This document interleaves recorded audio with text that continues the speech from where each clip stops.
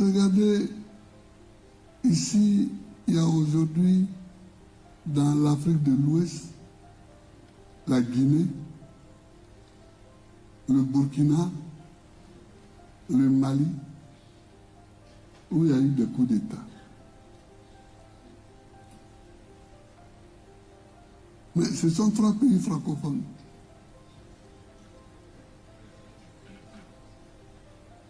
Parce que nos 2 seuls voisins à nous, où il n'y a pas eu de coup d'État,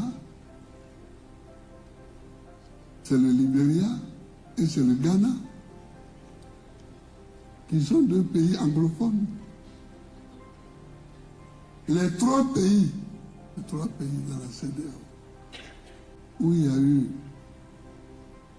des coups d'État, pays francophones, mais il faut que la francophonie s'interroge. Pourquoi nous, francophones, nous sommes sujets au coup d'État? Pourquoi? On va trouver des raisons. Parce que rien n'arrive sans explication. L'explication, on l'a. Ou on ne l'a pas, mais elle existe. Monsieur le Président, certains membres du Conseil ont aussi évoqué le dossier de l'arrivée illégale et sans autorisation de militaires venus de la Côte d'Ivoire et lourdement armés, et qui a également suscité beaucoup de commentaires autour de cette table et même en dehors de cette salle. Je note avec regret que le rapport du secrétaire général, malheureusement, omet encore une fois de faire référence à la note verbale munissement bar PERT bar NV bar 226 bar 222 en date du 22 juillet, par laquelle la mission elle-même établit clairement qu'il n'y a pas de lien. Encore une fois, mesdames et messieurs de la Norvège, des A3 et de l'Albanie, il n'y a pas de lien entre la mission et les 49 soldats qui sont arrivés sur le territoire malien. Et je crois que le 12 juillet, le porte-parole du secrétaire général a aussi affirmé très clairement, en renforçant cette thèse, qu'il n'y en a pas. Je crois que ça doit être très clair dans la tête des membres du Conseil qu'il ne s'agit pas de troupes des Nations Unies. Toutes les troupes des Nations Unies qui arrivent au Mali, qui suivent le protocole, sont agréées. Leurs trucs sont facilités. Même hier, quand il y a eu l'incident, c'est en quelques heures que l'autorisation a été donnée pour l'évacuation des soldats. Donc je crois qu'il ne faut pas qu'on fasse d'amalgame à ce niveau. Donc la justice malienne est donc saisie de cette affaire, qui ne concerne pas les Nations Unies. Mais malgré les dysfonctionnements et les manquements qui ont été reconnus à la fois par les Nations Unies et la Côte d'Ivoire, le gouvernement du Mali s'est toujours dit ouvert à une solution politique, à une solution diplomatique, notamment à travers la médiation du président de la République togolaise, dans l'esprit des relations fraternelles et de bon voisinage qui ont toujours caractérisé le Mali et la Côte d'Ivoire. Nous sommes des pays frères avant tout. Cette médiation a déjà permis la libération, pour raisons humanitaires, de 3 soldats féminins. Pour donner toutes les chances cependant au processus diplomatique, le Mali lance un appel aux différents intervenants à éviter tout parti pris et à inscrire leur démarche dans une approche seulement constructive pour aider à trouver la solution. C'est surtout ce qui est attendu de nos partenaires, mais c'est surtout ce qui est attendu des Nations Unies. Il faut demander. Il faut demander à Assimi Goïta, c'est comme ça qu'on appelle au président Assimi Goïta, de penser à sa fraternité d'armes avec ceux qui sont en prison là-bas, que certains appellent des soldats, que d'autres appellent des mercenaires. Bon, nous, on n'a pas les éléments de penser à sa fraternité d'âme,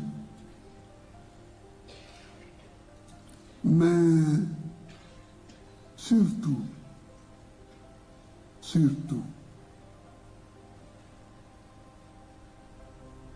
il faut que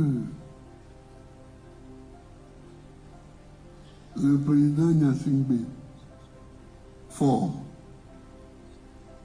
du Togo, qui est accepté comme médiateur par les uns et par l'autre, il faut qu'il redouble d'efforts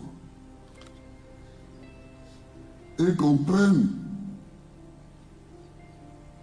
que ceux-là, comme je l'avais déjà dit, à un moment que ceux-là, ils sont des envoyés.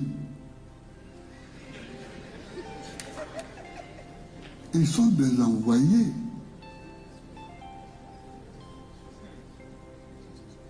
Et c'est celui qui envoie. C'est lui qui a la plus grande responsabilité. Celui qui envoie,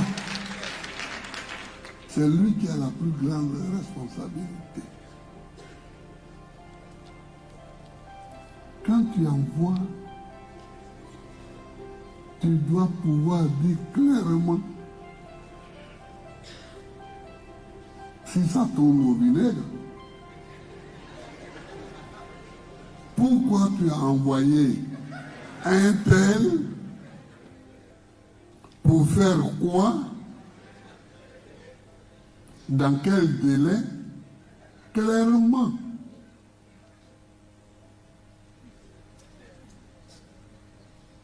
Donc c'est sur ça que je voudrais que nous ici, au PPACI, on puisse, dans les mois prochains, envoyer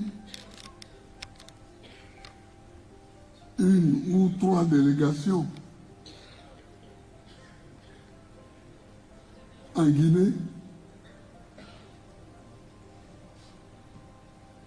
au Burkina,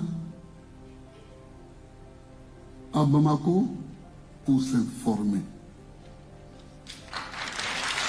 Pour nous informer sur place. Pour nous informer sur place. Une fois, comme nous ne sommes pas,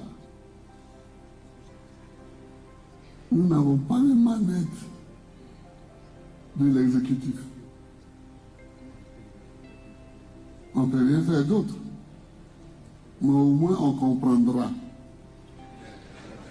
On comprendra ceux qui disent qu'ils sont mercenaires. On comprendra ceux qui disent qu'ils sont soldats. On comprendra les réponses des uns et des autres. Et puis, si nous pouvons,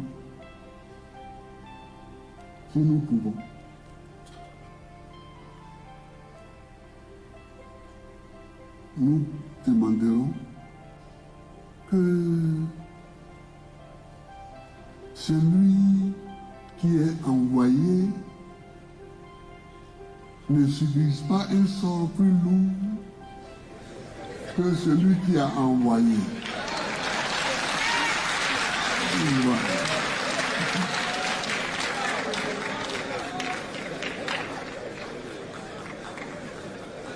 Donc, voilà